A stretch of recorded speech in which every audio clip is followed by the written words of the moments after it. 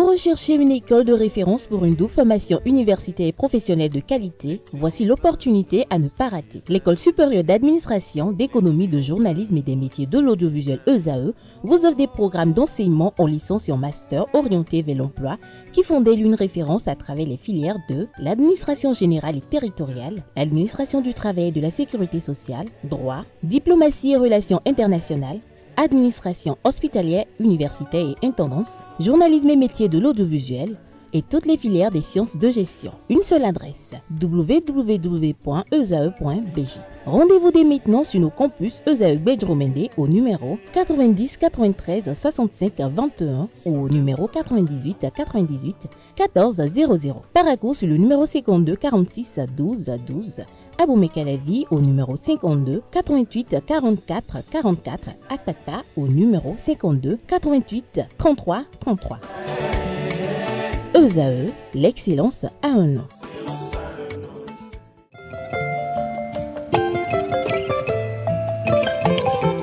Économiste et gestionnaire béninoise, engagée dans la gouvernance publique, la vie politique et le secteur associatif, le docteur Carole Ikwafe Michayi est titulaire d'un doctorat en gestion. Elle est spécialisée dans l'analyse, le contrôle et l'évaluation des politiques budgétaires.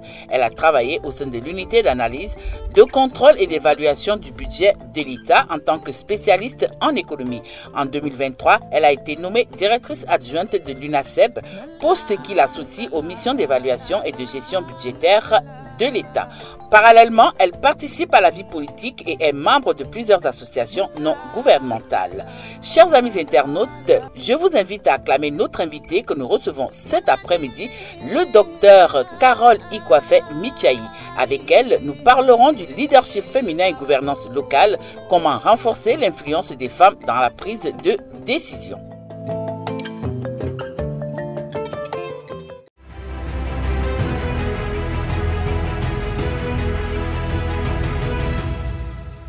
Samedi 23 août 2025, mesdames et messieurs, bonsoir. Vous êtes sur ESAE Télévision et c'est votre émission Politiquement Féminin. Politiquement Féminin de ce samedi reçoit pour vous le docteur Carole Ikwafe, épouse Michayi. Avec elle, nous allons parler du leadership féminin et gouvernance locale.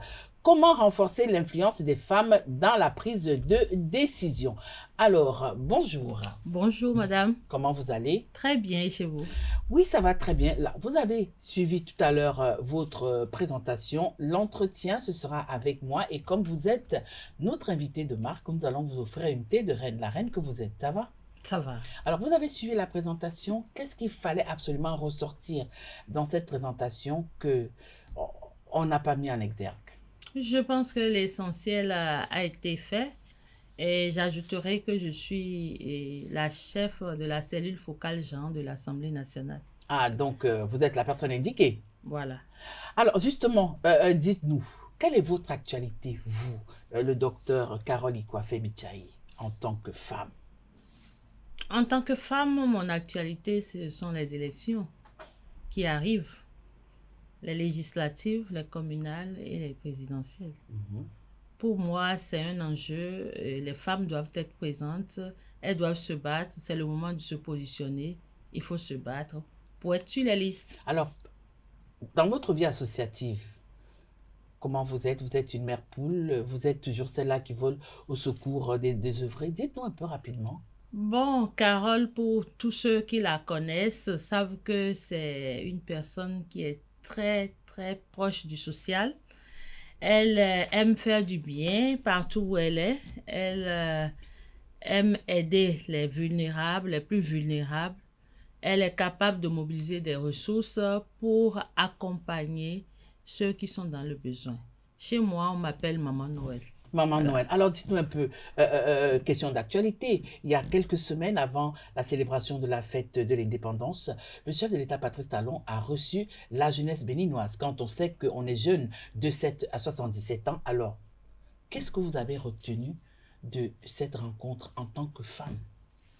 En tant que femme, j'ai retenu que c'est une rencontre qui donne de l'espoir à toute la jeunesse. Pour tous ceux qui voudront se battre, pour travailler, pour aller de l'avant, je pense que les institutions sont mises en place, les opportunités existent pour se faire valoriser. Le chef de l'État est clair. Il veut laisser un héritage dont on se souviendra pendant longtemps. Et l'héritage qui est que le Bénin est un pays de développement, un pays qui a engrangé beaucoup de réformes, un pays où les citoyens travaillent pour relever les grands défis, comme les défis des pays développés. Alors, et ça, c'est l'héritage qu'il nous laisse. Parlant de cet héritage-là, quelle a été votre partition, vous les femmes? Les femmes étaient également présentes. Les femmes sont présentes dans tout le processus. Le chef de l'État a fait ses gouvernements. Les femmes ont été des ministres, elles ont occupé des postes de responsabilité. 3 femmes, 4 femmes, c'est beaucoup ça? Je ne veux pas intervenir sur le nombre, mais je veux intervenir sur la qualité des femmes qui étaient là, sur l'engagement de ces femmes et sur leur contribution à la réussite des différents quinquennats du chef de l'État. Et sur ce point, je pense que nous avons eu la crème de la crème dans tous les domaines. Et ce qu'il faut rechercher aujourd'hui, c'est de continuer à travailler, à former des femmes et des hommes qui seront capables de faire autant. Alors, vous êtes une femme béninoise. Nous sommes des femmes béninoises. Alors, si on vous demandait, là, tout de suite, de décrire la femme béninoise en 5 mots. C'est une femme battante, travailleuse, courageuse, très peu présente dans les instances de décision, mais une femme très inspirante. Très inspirante. Quel est le regard que vous portez aujourd'hui sur la gouvernance locale au Bénin? Un regard très peu reluisante. Très peu reluisante. Pourquoi? Parce que, tenez-vous, nous avons 1835 élus locaux. Et sur ces 1835, il n'y a que 79 femmes. 4,30%. Pour tout le monde, je pense que ça doit être une petite tristesse de constater la très faible représentativité des femmes à cette instance qui est une instance communale, à bas niveau. Cela dénote de ce que nous n'avons pas encore des mécanismes adaptés pour permettre aux femmes d'être suffisamment présentes dans ces instances. À qui la faute? La faute est à tout le monde. La faute est aux institutions. La faute est également aux femmes. Vous savez... Pourquoi vous mettez les institutions avant les femmes? Je mets les institutions parce que si il y a des tests bien calés qui donnent, comme au niveau des élections législatives, vous voyez, le code électoral et la constitution sont clairs là-dessus. Il y a une représentation de femmes par circonscription électorale, ce qui a augmenté le nombre de femmes sur la députation. Sur la députation, aujourd'hui, nous avons 29 femmes. Vous voyez, ces différentes dispositions ne sont pas présentes au niveau communal, ce qui constitue une limite. Oui, mais pourquoi est-ce que vous voulez qu'on vous favorise au niveau local alors qu'on ne favorise pas les hommes? Vous avez décidé d'aller en politique, vous avez décidé de parler de gouvernance locale. Pourquoi on devrait vous faire cette faveur-là? Alors, madame, comme vous le savez, nous sommes dans une région où les femmes ont du mal à émerger. Et il y a des mécanismes aujourd'hui pour accompagner les femmes, pour les amener à occuper des postes. Au nombre de ces mécanismes, il y a les quotas, il y a des mesures spécifiques pour inciter à plus de représentativité de femmes dans les instances de décision. Lorsque nous aurons atteint les 50-50, souhaitons-le, certainement, les politiques reviendront sur ces mesures-là pour équilibrer les choses. Pour l'heure, dans notre pays, le monde politique est un monde masculin. C'est un monde fortement masculinisé, donc... Mais on retrouve des femmes dedans. On retrouve des femmes. Elles n'ont pas des cornes, hein, celles qui sont dedans. Elles n'ont pas des cornes. Aujourd'hui, grâce à ces mesures incitatives, nous avons 29 femmes. Hier, on avait quelques femmes. Et ces quelques femmes, tout le monde reconnaît que ce sont des femmes très battantes. Parce que n'importe qui ne va pas à la politique. Il faut beaucoup de choses, beaucoup de contraintes, mais également beaucoup de défis à relever. Mais avec la mesure incitative que le chef de l'État a bien voulu mettre en place avec les députés, je pense qu'aujourd'hui, nous sommes contents de voir au Parlement 29 femmes. Il faut continuer au niveau local. Oui, mais pourquoi le leadership féminin qui a conduit à cette évolution, à cette révolution au niveau national, au niveau politique. Pourquoi est-ce que vous ne pouvez pas, vous femmes, ramener ça au niveau local? C'est à ce moment que le chef de l'État dira non. Les femmes se sont battues. Il y a eu des plaidoyers. Peut-être que le moment ne s'y plaît pas. 79 élus locaux. Élus locaux, c'était avant les réformes. C'était en 2020, les élections de 2020. C'est avant les réformes. Donc, après les réformes, nous avons eu le résultat au niveau des législatives. Il n'y a pas eu malheureusement ce type de réforme pour les communales. Mais ce que nous retenons, c'est que les partis politiques sont aujourd'hui conscients. Ils sont très conscients qu'il doit y avoir de femmes sur les listes, il doit y avoir suffisamment de femmes bien positionnées et des femmes finalement au niveau des instances communales. La preuve, c'est qu'aux élections dernières, pour le peu de femmes qui se sont retrouvées conseillères communales, si vous vous souvenez, il y en a eu beaucoup qui ont pu devenir deuxième adjointe au maire, première adjointe au maire. Elles sont combien qui sont maires? Pourquoi choisir les places d'ex-aequo alors qu'on peut être et chef d'arrondissement? Je trouve que vous avez raison, mais nous devons, c'est un processus. Et Rome ne s'est pas construite le même jour. C'est un processus qui dure depuis 65 ans. Qui va durer 65 ans. Qui va encore durer, c'est à nous femmes. Jusqu'à 100 ans. Parce que les femmes aussi, on n'a pas peut-être encore ressenti cette énergie-là, cette énergie qui va les propulser davantage vers l'avant. Il y en a beaucoup qui sont là, qui attendent d'être positionnés. Je pense que pour le dire, il faut patienter et attendre les prochaines élections pour voir ce qui se passe. Parce qu'il y a eu beaucoup de mécanismes. Vous savez, il y a les coachings, les systèmes de mentorat aujourd'hui, aussi bien au sein des partis politiques qu'au sein des associations. Ce qui fait que les filles sont engagées. Elles sont engagées, elles mènent des actions sur le terrain. Elles sont un peu plus impactantes qu'avant. Donc, attendons les prochaines élections. Et je compte sur les chefs de parti. Je compte sur l'orientation qu'ils vont donner pour qu'il y ait de très bons positionnements de femmes, des positionnements hommes-femmes, pour qu'on ait suffisamment de femmes. Oui, mais en attendant des conseils communaux. En attendant donc le positionnement des femmes, aujourd'hui, dites-nous un peu, quelle est la place qu'occupe la femme dans la gouvernance locale dans notre pays? Bon, dans la gouvernance locale, on l'a déjà dit, si elles sont très peu présentes, 79 sur près de 1835, vous comprenez que elles ne sont pas, elles sont distillées. Vous êtes loin de la moyenne. Voilà, elles sont distillées dans le système. Et à partir de ce moment, comme je l'avais dit tout à l'heure, les quelques-unes qui ont pu tirer leur épingle du jeu, on retrouve quand même au départ, désormais 3 femmes, maires. On retrouve 3 femmes maires. On retrouve également beaucoup de femmes quand même qui sont chefs d'arrondissement, qui sont positionnées deuxième adjointe au maire. Je ne veux pas vendre un parti politique ici. Une qui est sur la menace de destitution en ce moment. Oui, ça fait partie du jeu de la politique. On ne doit pas avoir peur de ça. C'est à elle de faire le lobbying, de jouer, de faire les couloirs. Je pense que c'est une dame qui a une grande expérience en la matière. Elle saura le faire. Elle doit faire le couloir qu'il faut, les couloirs qu'il faut pour se maintenir au pouvoir. C'est de bon jeu. Même pour les hommes, on le fait. Pourquoi on prend ça comme un problème? Parce que c'est une femme. Alors, vous parlez de couloir, à moi de vous demander, même dans la gouvernance locale, il y a le problème de leadership qui est de mise. Alors, comment comprendre que ce leadership féminin n'arrive pas à apporter de la plus-value à la gouvernance locale? Qu'est-ce qu'il faut? Qu'est-ce que vous, les femmes, vous pouvez apporter comme plus-value à la gouvernance locale dans notre pays?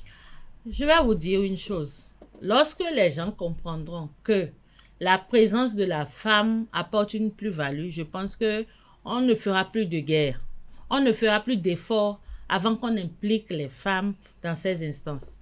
D'abord, c'est un droit humain que la femme et l'homme participent à la gestion de la gouvernance de façon générale. Deuxièmement, qui mieux que la femme peut parler de l'emplacement idéal d'un puits dans un village, de l'emplacement idéal d'un centre de santé dans un village, de l'emplacement d'une école, d'une maternité. La femme, c'est celle-là qui gère déjà sa maison, même si c'est l'homme le chef, C'est elle qui est aux petits soins. Ça veut dire quoi? Elle a des capacités multiformes. Elle sait exactement ce qu'il faut. Ne pas l'impliquer, c'est biaiser l'atteinte des objectifs des politiques publiques. Et donc, pour toutes ces raisons-là, je pense que nous tous, les gouvernants aujourd'hui, ont intérêt à positionner des femmes pour que leur regard soit impactant dans le système.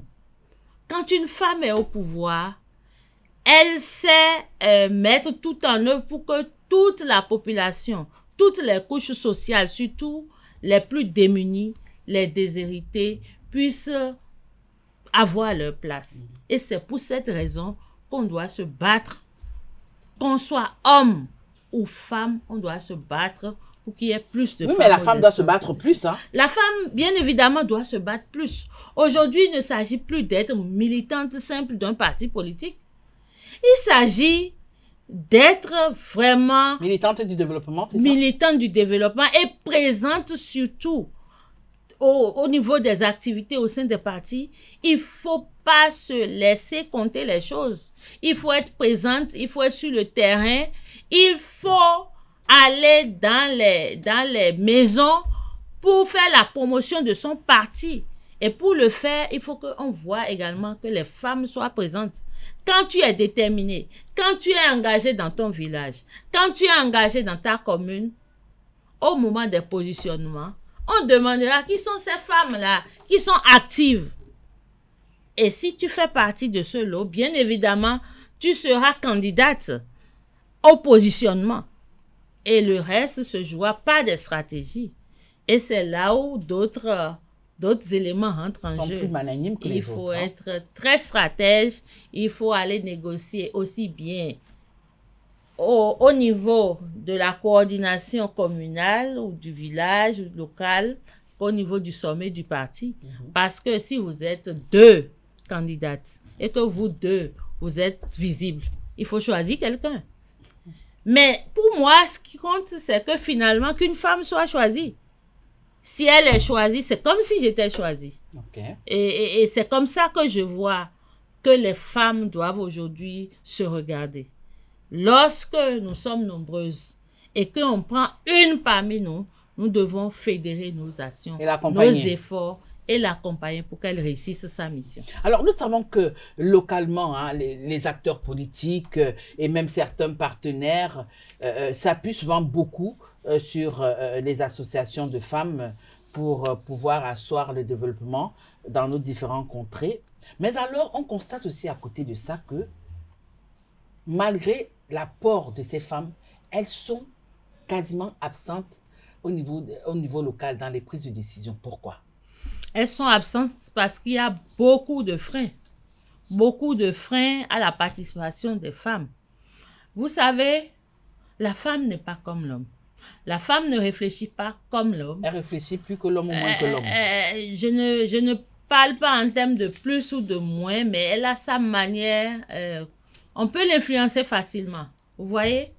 Mais elle peut aussi dire non facilement. Elle peut aussi dire non facilement. Je donne un exemple. La presse écrit un sujet... Non, pourquoi nous?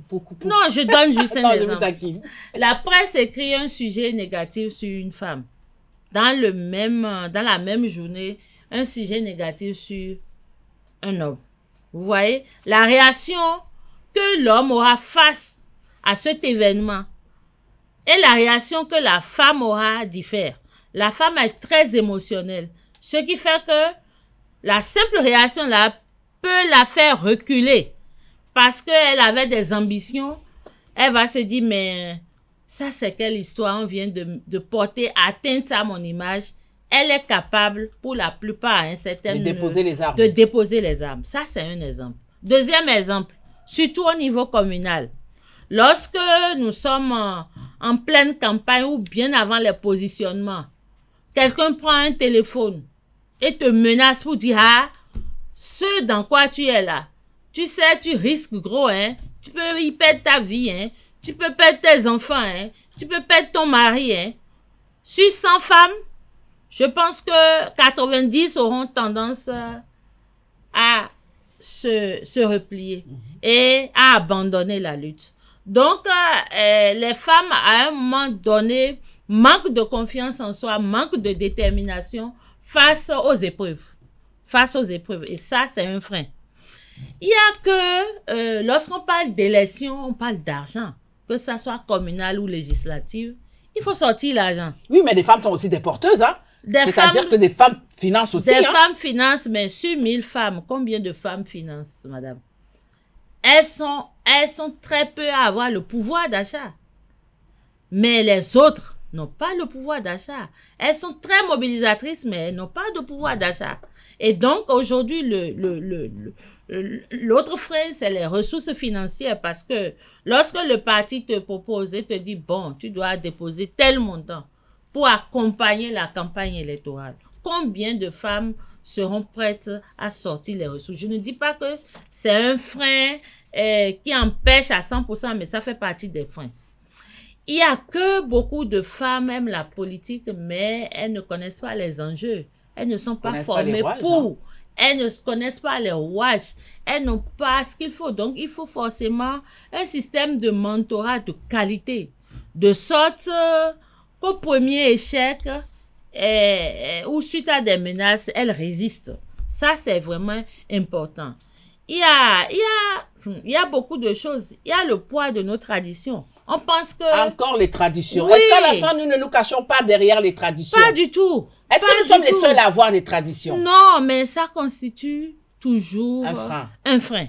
Un frein, et c'est pour ça que vous, les gens de la presse, vous devez toujours accompagner les femmes, accompagner aussi par vos émissions, amener les leaders d'opinion, les gens des grandes communautés coutumières à accepter le fait que de plus en plus les femmes doivent aller devant la scène. Je pense que ça évolue, mais pas au rythme qu'on souhaite. Parce que vous imaginez, une femme émancipée entre griffes qui se bat, qui va à des activités, qui se rend visible, il suffit que l'ami de son époux puisse voir son époux pour lui dire, ah, toi tu vois ce que je vois là, tu as vu ta femme avec telle personne, tu as vu le milieu dans lequel elle est, tu penses que vous pouvez aller loin avec ça? Ou bien ta belle famille t'appelle, on dit, bon, tu es à tel endroit, tu es assis, tu es à ça. Il suffit qu'on dise à ton époux, oui, mais une chose est claire, docteur, ces préjugés ne vont jamais changer. Ça ne changera pas. Et c'est ça qui va nous empêcher d'évoluer. C'est comment rassurer ses proches que, malgré tout ça, nous demeurons femmes, nous demeurons épouses, et que en plus de ça, nous voulons maintenant aller au-delà de cela pour apporter notre contribution. Donc, il faut que les femmes soient suffisamment déterminées, que finalement, la société comprenne que oui, elles sont des exemples, elles sont déterminées et elles veulent aller de l'avant. Alors, docteur Carole Ikwafe Michayi, des femmes, vous en avez rencontré.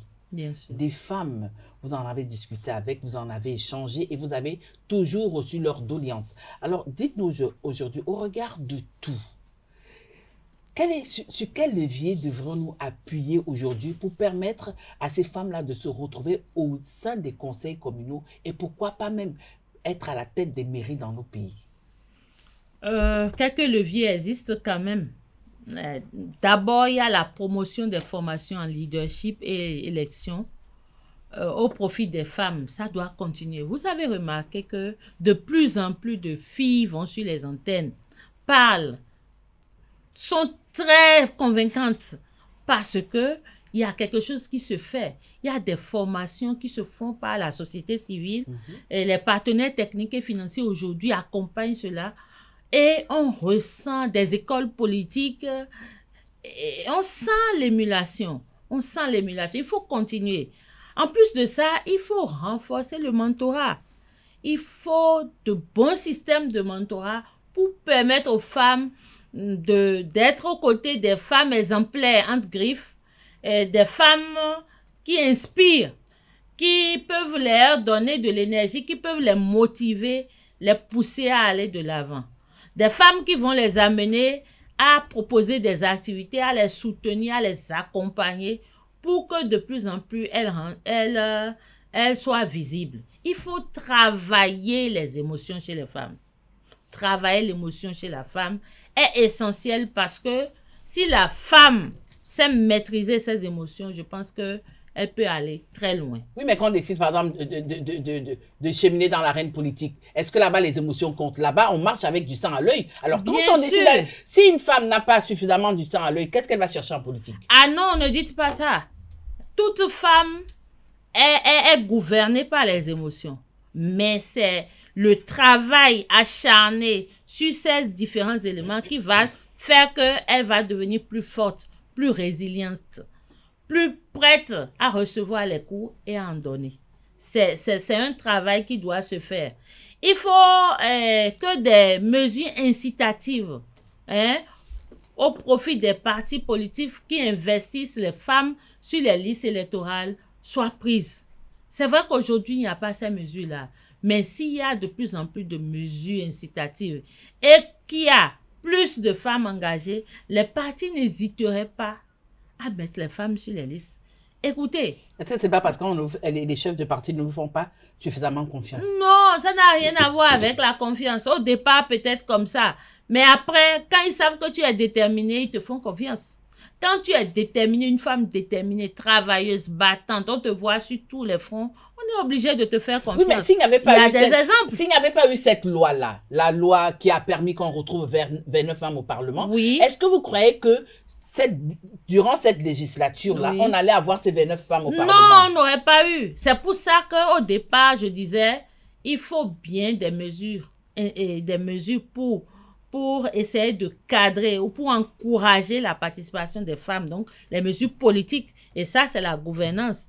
Et c'est l'engagement politique des chefs d'État ou de notre chef d'État et des députés à l'Assemblée nationale qui peuvent amener à réaliser cet objectif-là. Et je pense qu'ils ont fait le premier pas. On vient de faire une expérience.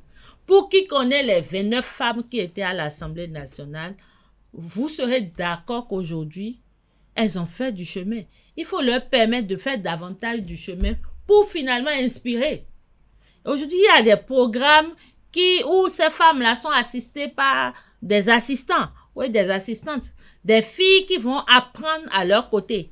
Et je suis sûre que ces femmes vont être comme des marraines pour ces filles-là au cours des positionnements au niveau des communales. Je compte sur elles. Je sais que ce sont de très bonnes femmes qui vont travailler à positionner d'autres femmes sur les listes, au moins au niveau des communales. Alors, est-ce que vous faites partie de ces femmes-là qui estiment ou qui pensent que 65 ans après notre indépendance, les normes sociales et culturelles continuent d'avoir un impact quelconque sur l'engagement des femmes en politique? Si oui, pourquoi et enfin que faire? Oui, je pense que les normes sociales continuent d'avoir un impact sur la participation des femmes en politique, malgré toutes les mesures aujourd'hui qui existent. Des textes de loi sont votés pour protéger les femmes. Et les hommes en sont même jaloux aujourd'hui. Et pourtant, les normes sont là, têtues, comme vous le savez. Parce que nous sommes dans une société fortement patriarcale. Malgré ça, c'est eux qui ont toujours les leviers. Hein? Bien sûr, bien sûr. Nous sommes dans une société patriarcale. Et les hommes sont chefs de famille. Ils savent ce qu'il faut faire, mais parfois, ils ont peur de libérer les femmes. Écoutez, si moi, je suis un homme chef de famille, et que ma femme est lancée dans un processus où elle est tout le temps en train d'aller au-devant de la scène, et au lieu que ce soit moi qui soit dehors, c'est elle qui va dehors, j'aurais peur de perdre ce que j'ai de plus cher. Donc, je vais mettre mon veto. Je vais dire, mais madame, si tu continues, ou bien c'est telle heure, tu dois être là, ou ci, ou ça, ou bien il faut que tu sois là pour les enfants. Et en mettant ces vetos-là, ça bouleverse tout à fait naturellement l'engagement politique de la femme. Elle ne dira rien, mais si le mari force, elle devra choisir entre sa famille et son engagement politique. Donc, aujourd'hui, là, moi, je trouve que... Mais vous n'avez pas eu à faire ce choix. Non, je n'ai pas eu à faire ce choix parce que je suis toujours dans la négociation. Et là, c'est une astuce. Il faut être toujours dans la négociation. Il faut parfois même attirer l'homme vers ce que tu fais. Il faut l'encourager à t'accompagner. Il faut lui donner les raisons de t'aider, de t'accompagner. Et c'est pour cette raison que nous devons continuer de sensibiliser les femmes, de les amener à faire de leurs conjoints et de leurs proches des alliés sûrs. Des alliés sûrs. Le premier combat, c'est ça. Et pour qu'un homme accepte cela, il faut que toi, femme, tu sois bien organisée. Il faut que tu sois méthodique. Si tu sais que tu vas pour des challenges, il faut que tu t'organises. Il faut que rien ne manque d'abord à la maison.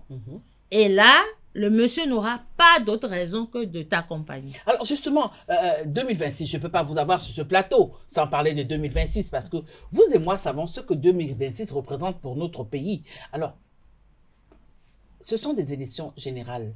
Et dans ces élections générales, sur le plan local, quels devraient être les défis spécifiques des femmes?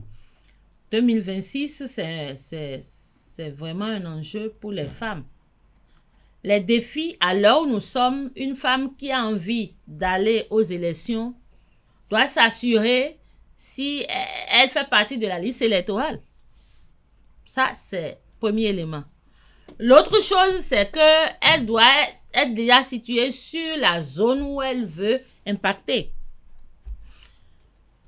Une autre chose, c'est que si elle veut être candidate, elle sait qu'à l'heure où nous sommes, elle doit être déjà prête à aller où elle devra être en train de discuter déjà avec les responsables de son parti au niveau de la base. Parce que tout part de la base. Et également discuter avec ceux qui sont au sommet pour donner son souhait, pour dire son souhait, je veux dire, de sa participation aux prochaines élections. Elle doit être en train de mobiliser quelques ressources, d'apprêter ses pièces. Même si ce n'est pas encore lancé, même si c'est le parti qui va décider dans sa tête, dans cette démarche, je pense qu'elle doit être préparée à tout ça. La dernière chose, elle devra multiplier ses actions sur le terrain, les petites actions, pour que si le choix n'est pas encore fait, que peut-être ces petites actions qu'elle va mener, bien sûr, en coordination avec son parti, ça puisse l'amener à être parmi on va dire, les candidats à la candidature des élections aussi bien communales que locales. Donc, elle devra se lever et avoir une stratégie, avoir de la rigueur également, savoir faire les couloirs. C'est maintenant ou jamais. Voilà, merci. L'entretien avec moi, c'était bon, c'est terminé. C'est à ce moment que j'invite le loup et la louve à nous rejoindre sur ce plateau.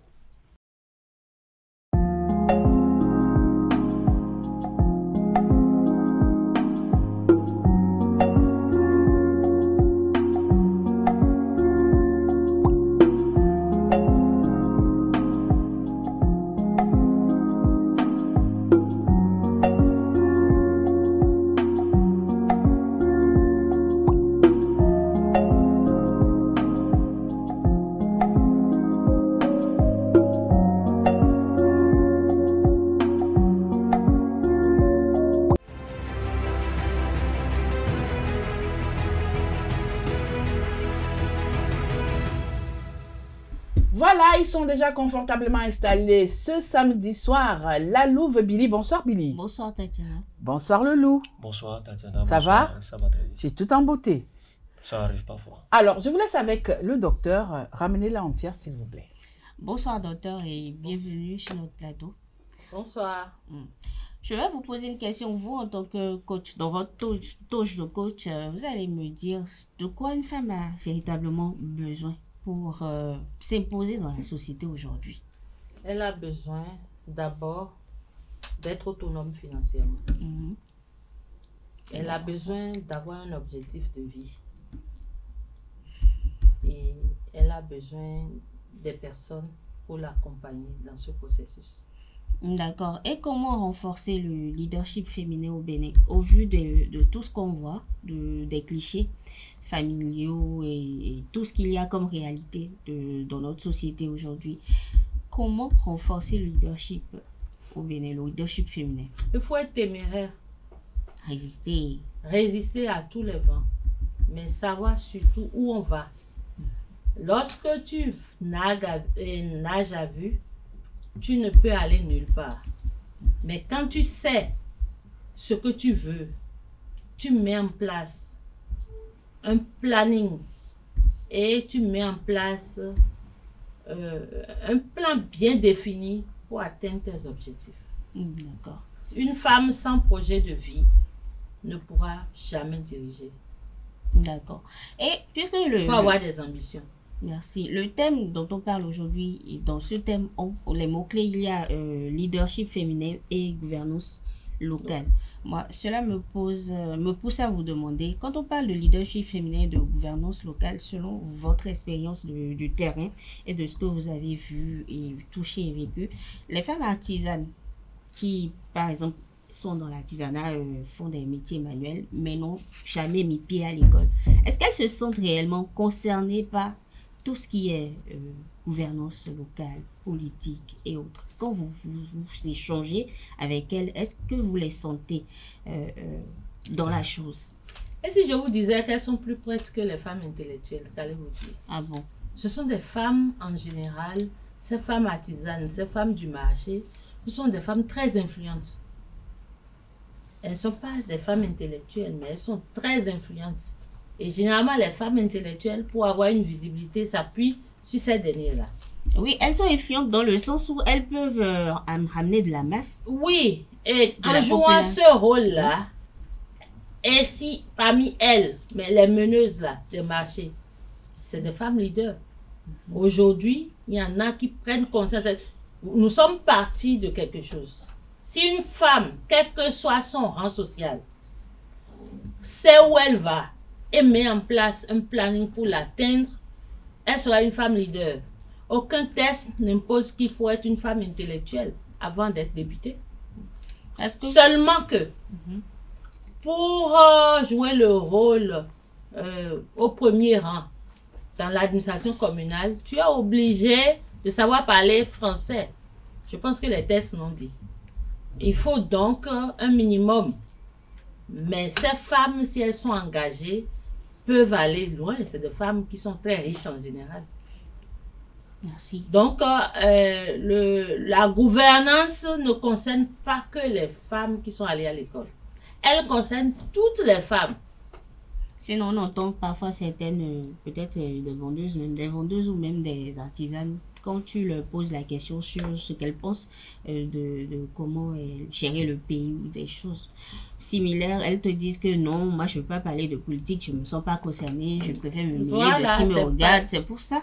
C'est parce qu'elles ne connaissent pas leur rôle dans la société. Et c'est le rôle que les médias, les partis politiques doivent contribuer à jouer. Une femme qui connaît sa place, qui sait sa place dans la société, la prendra tout naturellement. Madame Chaudat, ton père à son âme, députée N législature, n'était pas une intellectuelle. C'était une femme du marché, très, très influente, très écoutée, très riche. Elle a assumé sa mission de députée pendant plusieurs législatures. Donc, ce n'est pas un problème. C'est juste qu'elles prennent conscience de ce qu'elles valent, de leur rôle. Et ça, ce n'est pas les mécanismes de coaching, de formation. Nous faisons même des formations en langue pour les femmes qui veulent aller aux élections. Donc, la question n'est pas je suis intellectuelle. La question c'est je suis une femme et je sais où je vais. Je sais comment m'y prendre pour être à telle destination. C'est tout. Dès qu'on a réussi à créer cette émulation en une femme, on a atteint l'objectif. Merci. Je laisse la parole à Djessougo. Merci beaucoup, Bélier. Alors, Madame Carole, à nouveau bonsoir. Bonsoir. D'entrée de jeu, je vous demanderais, est-ce que les femmes ne constituent pas un problème déjà entre elles? Parce que lorsqu'on a positionné l'une, alors que l'autre également est active et remarquable dans la communauté, on estime que c'est parce que peut-être elle est plus proche des responsables qu'elle a été choisie. Et là, les guerres commencent entre communautés, alors que vous devriez travailler ensemble. Ça, c'est une très belle question. Et je profite ici pour parler aux femmes. Je profite de cette tribune qui m'est offerte pour parler aux femmes. Écoutez, moi, assis dans ma commune, je sais que je ne suis pas seule. Nous sommes nombreuses. Je vous jure devant Dieu, devant les hommes, si on prend une parmi nous et que ce n'est pas moi, j'aurais voulu que ce soit moi. Mais si ce n'est pas moi et que c'est une seule parmi nous, moi, je vais mouiller le maillot. Comme si c'était moi. Pourquoi? Parce qu'aujourd'hui, le combat, en fait, c'est un combat de réussite, de gagner. Lorsque notre parti va gagner et qu'on aura pratiquement tous les sièges, qu'est-ce qui va se passer? Nous aurons beaucoup de postes. Si nous travaillons pour que beaucoup de femmes émergent, c'est que à la présidentielle, nous allons gagner. Mon parti va gagner.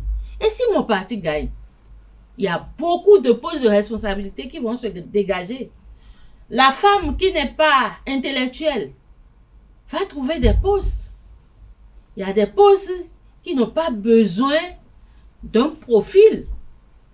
Il y a des postes qui ont besoin de profil. Moi, je suis un cadre de haut niveau. Je ne vais pas manquer de place.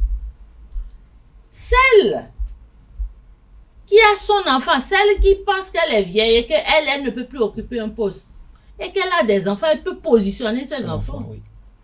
Donc, le fait qu'on choisisse une parmi nous et que les autres se bloquent et ne travaillent pas sur le terrain, c'est qu'elles perdent tout naturellement des opportunités qui pourraient s'offrir à elles. Je ne suis pas dans ce combat. Et c'est pour ça que j'invite les femmes à faire attention à cela. D'ailleurs, chez nous, à l'Union progressiste Le Renouveau, je ne dis pas que madame... Vous l'avez sorti quand même. Mais chez nous, à l'Union progressiste Le Renouveau, la personne n'est pas importante. C'est le parti qui est important. Donc, peu importe qui on met. L'essentiel, si le parti juge que son national, là, s'il met en place son national et que le parti estime que le national, là, c'est ça qui va lui permettre de gagner les élections, nous, on suit. C'est la fidélité au parti, la fidélité aux idéaux du parti. Alors, au-delà quand même de cette idéo-là que tout le monde n'a pas, parce que tout le monde n'a pas ce qu'on appelle engagement politique, voilà, présence pour rester sur la ligne, la droite ligne jusqu'à la fin. Aujourd'hui, on constate que les femmes sont positionnées, mais leurs maris ne sont pas d'accord parce qu'ils estiment que si je la laisse sortir, si elle émerge un peu, elle va s'enrichir à mon dos, à mon insu, et va commencer à vouloir prendre les dessus dans mon foyer. Est-ce que ils n'ont pas peut-être raison parfois d'avoir cette idée-là? Oui, c'est la jalousie. Possible. Je vais te donner un exemple contraire. La femme de Tokba, multimilliardaire, qui a son mari, elle est riche ou pas? Est-ce que ça l'a empêché d'être avec son mari? Peut-être que c'est elle qui gouverne la maison. Mais c'est quoi le problème? Si dans notre société... Notre société est claire. C'est une société patriarcale. C'est pour ça que quand tu es une femme qui a plus de moyens, qui a plus de notoriété, tu es obligé d'être très humble. C'est un choix à faire. Tu veux rester dans le foyer là. Tu peux être docteur. Le monsieur, quand tu rentres dans sa maison, tu enlèves ta chaussure de docteur, ta chaussure de femme députée. Tu rentres dans son salon, tu vas à ta cuisine, tu prépares pour que le monsieur mange. C'est deux choses différentes. Vous êtes sûr que ça se passe vraiment comme ça? Les femmes, justement, n'arrivent pas à faire la démarcation. Et ça, on va continuer de les sensibiliser par rapport à ça. Si nous voulons plus de femmes au niveau des postes de responsabilité, nous sommes obligés de bien éduquer les filles et les femmes. Beaucoup de femmes, quand elles accèdent à des postes de responsabilité, elles deviennent célibataires. Elles divorcent. Ou elles ont des histoires. Ou elles ont des histoires. Les hommes n'ont-ils pas des histoires?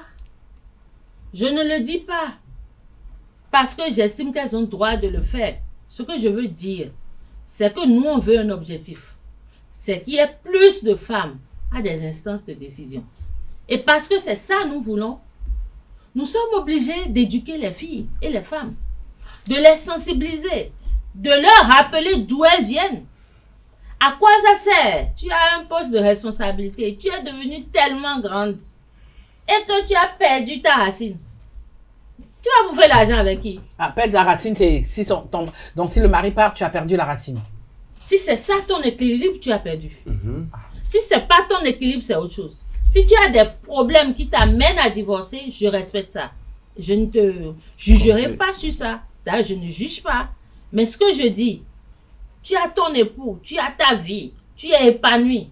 Et par la force des choses, la nature t'offre des opportunités. Et tu estimes que celui-là ne représente rien pour toi. À tort, à raison, je ne suis pas là pour faire le commentaire. Mais ce que je veux dire, c'est attirer l'attention sur la nécessité de préserver par-dessus tout l'équilibre de la femme. Vous êtes homme, vous vous mettez tout de suite dans une position d'homme, Oui. mari, Oui. père de plusieurs enfants, et votre femme politique sort de la maison, vous apprenez que, bon voilà, elle réside dans un hôtel peut-être avec un autre politique, alors qu'ils sont partis pour affaires. Vous comprenez qu'ils entretiennent des relations. Quelle serait votre relation dans ces circonstances? Vous êtes déjà lâché. Je ne souhaite pas discuter de ça. Ça peut arriver chez les hommes aussi. C'est des faits de société. Je déplore ça, mais je ne veux pas en discuter. C'est pour ça que je dis, la plus belle chose qui soit, c'est la formation, c'est l'éducation, c'est la sensibilisation. Et cette éducation-là, cette formation-là, vous en bénéficiez au sein de l'Union progressiste Le Renouveau? Au jour le jour. Au jour le jour.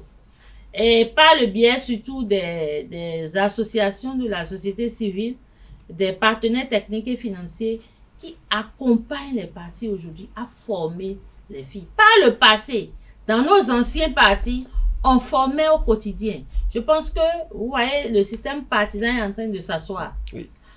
Quand tout sera stabilisé, il y a des canaux par lesquels les formations là vont être relancées de plus belle. Aujourd'hui, les formations qu'on reçoit, ce sont des formations spécifiques aux militants et tout ça. Quand les structures de base seront très bien assises, ça va reprendre de... Vous pensez que le système partisan va finalement s'asseoir concrètement? Ah bon, c'est mon espoir. Le chef de l'État s'est battu. Ça va rester après le chef de l'État, Baptiste Talon? Ces 10 dernières années pour asseoir ce système partisan. Et nous allons l'éprouver aux prochaines élections. On va éprouver le système partisan aux prochaines élections. Donc, après les prochaines élections, on se rassoit et on fait le point. Le président s'est battu. Il s'est battu pour asseoir le système, la réforme du système partisan. Mais est-ce que vous êtes sûr qu'après Talon, il y aura pas le retour des vieux fantômes? Est-ce que vous sentez dans tout ce qui se fait actuellement que l'individu Talon, c'est ça qui prime dans tout ce qui se passe, ou bien c'est des institutions qui sont en train de devenir fortes? Lorsqu'on met en place un code électoral pour cadrer les élections, c'est pour que, quel que soit celui qui sera là, ça puisse continuer. Ça puisse continuer. Sa personne compte très peu. Si sa personne nous a aidés parce qu'il est de caractère et qu'il est déterminé, ça nous a permis d'atteindre un certain nombre d'objectifs dans la gouvernance en général. Ça ne va pas forcément influencer le futur. Ça c'est vous, votre perception. C'est ma perception. Et vous savez que le code électoral aujourd'hui, encore de plus en plus, il y a des discussions autour. Tout le monde n'est pas d'accord.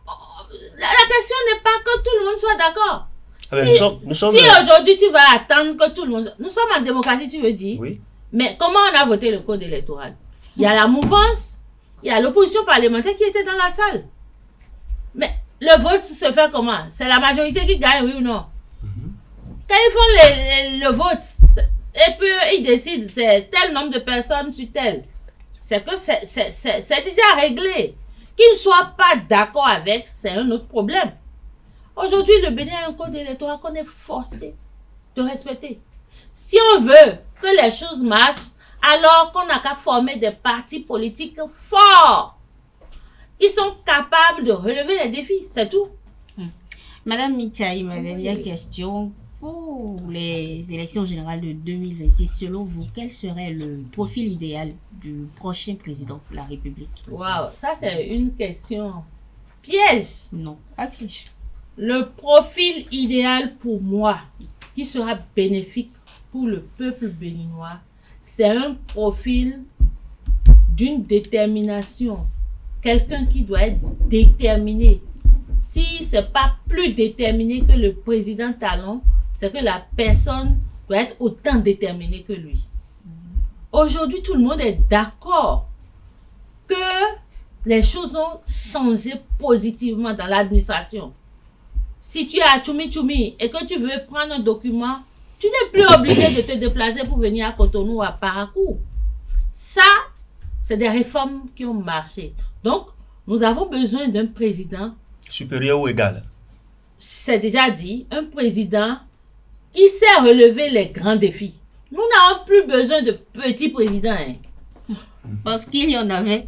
Je n'ai pas dit ça. Mais le président Talon a mis la barre très haute dans son engagement personnel au prix de sa vie et de sa santé.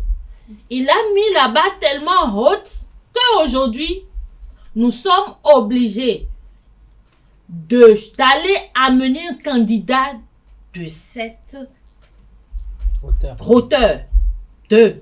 Troisièmement, il faut que ce candidat-là, c'est mon souhait, émane des partis politiques. Ou tout au moins, soit choisi par les partis politiques. Parce que nous voulons éprouver le système partisan.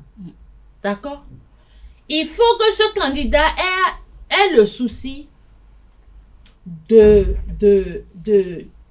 faire éclore des compétences, créer des systèmes d'émulation qui permettent aux jeunes qui ne sont pas riches, dont les parents ne sont pas riches, mais qui sont travailleurs, de pouvoir bénéficier des meilleures formations. C'est ce que le président Talon a fait tout ce temps. Je donne l'exemple des universités. Quand les enfants ont le bac aujourd'hui, moi j'étais très contente de savoir que mon fils a eu la bourse. Simplement parce qu'il a mérité. Pas parce que je suis allée négocier une école pour lui. Il suffit de remplir le fichier. Si ces notes rencontrent le sentiment du jury, des gens, quand ils font le calcul, c'est un calcul automatique. Automatique, oui. Quand le gars a de très bonnes notes, qu'est-ce qui se passe? La machine le sélectionne. Il devient boursier. Est-ce que c'est pas mieux que d'aller négocier les tractations? Aujourd'hui, le fils du pauvre peut espérer. Même si c'est dur. On le sait, c'est dur. Ouais. Même si c'est dur. Donc, je veux un président un peu qui soit à son image. D'accord. Mais en tant que femme, j'aurais voulu un président un peu plus doux. Ou bien peut-être une femme présidente. Mais pourquoi pas? Pourquoi pas? C'est un rêve. Vous y croyez? J'y crois. Je sais que Carole Eko a fait présidente. Amen. Mais j'y crois. J'y crois parce que j'estime que la femme aussi a besoin de faire cet exercice. Et vous le savez, Madame Talata est la vice-présidente. Donc, la femme doit apprendre l'exercice. Et on est sur le chemin. Tout ira bien. Merci le loup. C'est moi. Merci la Louve. Mais alors, avant de ramener Romary qui nous fera le résumé de tous les propos que vous avez tenus sur ce plateau, je ne sais pas si c'est une colle, mais je vais voir à quel point vous maîtrisez le paysage politique. Ah. Alors, écoutez très bien, Madame Michaï. Vous allez rencontrer le chef d'État, le président Patrice Talon. Vous décidez de lui faire un présent. Est-ce que vous allez avec un arbre? Est-ce que vous allez avec un cheval? Ou alors vous prenez le Bénin qui transporte le soleil? Ou alors un rameau d'olivier? Ou alors un lampion? Qu'est-ce que vous apportez comme cadeau de tous ces objets que j'ai cités au chef de l'État? Je peux reprendre, hein? Oui. Un arbre, un lampion, un cheval, un rameau d'olivier, le Bénin transporté par le soleil. Transporté par le soleil. Ou alors le Bénin dans le soleil. Vous maîtrisez bien. Le Bénin dans le soleil. Vous maîtrisez bien. Bien sûr. Le paysage politique. Qu'est-ce que vous offrez comme présent au président Patrice Talon avec tous ces objets? Vous choisissez un seul objet. Je prendrai le Bénin dans le soleil. Regardez-moi très bien. Vous êtes sûr que c'est ça que vous allez choisir? Oui, c'est ça que Le Bénin dans le soleil. On va s'entendre d'abord. C'est quoi le Bénin dans le soleil? C'est le Bénin qui fleurit. Non, non. C'est ça? Ne prenez pas les choses au premier degré. Nous avons donné des objets. On m'a donné des objets et à vous de choisir. Bon, je prends le Bénin dans le soleil. Vous prenez le Bénin dans le soleil. Parce que pour moi... Non, ne vous justifiez pas. Ah, là, c'est un col.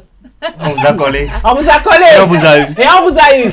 On préfère taire la suite. On préfère taire la suite et on vous dira la suite hors micro. Hors micro. Alors, Romaric, à vous de clôturer. Vous allez suivre Romaric. Elle est en train de... Vous allez suivre Romaric. Il va faire le résumé de tous les propos que vous avez tenus cet après-midi. Et ensuite, vous aurez droit à votre mot de fin. Romaric. Alors, amis internautes, à nouveau bonsoir. Merci pour la fidélité à cette émission. Leadership féminin et gouvernance locale. Comment renforcer l'influence des femmes dans la prise de décision. Notre invité, c'était Dr Carole Ikwafe Michayi. Conteste et constate d'abord d'entrée de jeu la rencontre récente du chef de l'État avec la jeunesse suscite de l'espoir à son entendement. La présence féminine dans les gouvernements successifs n'est pas une question de nombre, mais de qualité des contributions qu'elles ont pu apporter. Les mesures gouvernementales ont permis l'émergence de certaines figures féminines. Les partis politiques prennent désormais conscience de l'importance du positionnement des femmes et donc l'année 2026 constituera encore un exemple. On verra bien ce que ça va donner. A-t-elle laissé entendre, j'allais dire, manque d'énergie et de persévérance pour se maintenir dans l'arène politique. C'est le constat de Dr Carole Ikwafe à propos de certaines femmes. Émotions fortes qui peuvent conduire à un découragement rapide parce que elles sont beaucoup plus sensationnelles et sentimentales. Financement limité, frein majeur à l'engagement, tradition et stéréotypes qui freinent donc la légitimité de plusieurs femmes. Normes sociales également et rôle familial. Les hommes hésitent encore à libérer les femmes des maisons pour les scènes politiques. Levier solution, mise en place de mécanismes de positionnement dans les instances de décision, importance de la formation, des ateliers et du mentorat pour renforcer les compétences des femmes pour qu'elles arrivent à s'afficher en politique. Il faut également faire un travail sur la gestion des émotions et la détermination des femmes dans les partis politiques. Vision et attente de Dr Carole Ikwafe, les femmes doivent devenir militantes du développement, pas de simples militantes au sein des partis politiques. La présence féminine dans la prise de décision peut contribuer à réduire les conflits et à enrichir les gouvernances locales. Les femmes doivent se battre pour les positionnements, pour occuper et conserver leur position en vue des prochaines élections. Défis spécifiques selon notre invité ce soir, mes internautes, il faut se rassurer déjà d'être inscrite sur les listes électorales, être identifié dans sa zone d'influence, dialoguer avec la base déjà et avec le haut sommet des dirigeants politiques, préparer les pièces administratives et mobiliser les ressources financières que jadis sont très importantes. Déployer des actions concrètes sur le terrain pour gagner la confiance. En conclusion, amis internautes, la question n'est pas seulement celle de la confiance accordée aux femmes, mais surtout de leur détermination. Par rapport au système partisan, Dr Carole Ikwafe estime que 2026 constituera un exemple, une tentative pour voir si ça va rester ou pas. Elle estime que le président Patrice Talon a mis la barre très haute et donc il faudra avoir un président égal ou supérieur à Patrice Talon. Voilà, docteur, c'est bon? Très bon. Votre mot de fin. Alors, j'ai écrit mon mot de fin et je veux le lire. Je dirais à toutes mes sœurs, à nous toutes, autant que nous sommes, que l'engagement de la femme est essentiel. La gouvernance locale a besoin de notre vision, de notre énergie et de notre sens de justice sociale. Même si le chemin est difficile, chaque femme qui ose s'engager ouvre la voie à d'autres. Notre implication n'est pas seulement un droit, mais une responsabilité envers la communauté et les générations futures et une nécessité pour le développement de notre pays. Alors, toi, femme, qui te retrouve au sein des partis politiques, qui ambitionne occuper un poste politique, c'est le moment. Fais-toi connaître, exprime ton souhait à tes leaders à l'échelle locale et nationale, rends-toi disponible, multiplie tes actions et certainement, tu seras bientôt compté parmi les conseillers de ta commune, les maires du Bénin, ou pourquoi pas, députés à l'Assemblée nationale. Courage, audace et stratégie. Voilà, c'est avec cette intervention de notre invité, le docteur Carole Ikwafe, épouse Michaï, que nous mettons en terme à notre émission Politiquement Féminin de cet après-midi que j'ai animé avec la Louve Billy, merci. Un plaisir. Le Loup Romaric, merci. Un plaisir pour moi. Merci, cher invité. Retrouvons-nous le samedi prochain pour une autre thématique. Ça se passe tous les samedis après-midi sur ESAE Télévision, la meilleure des web télé.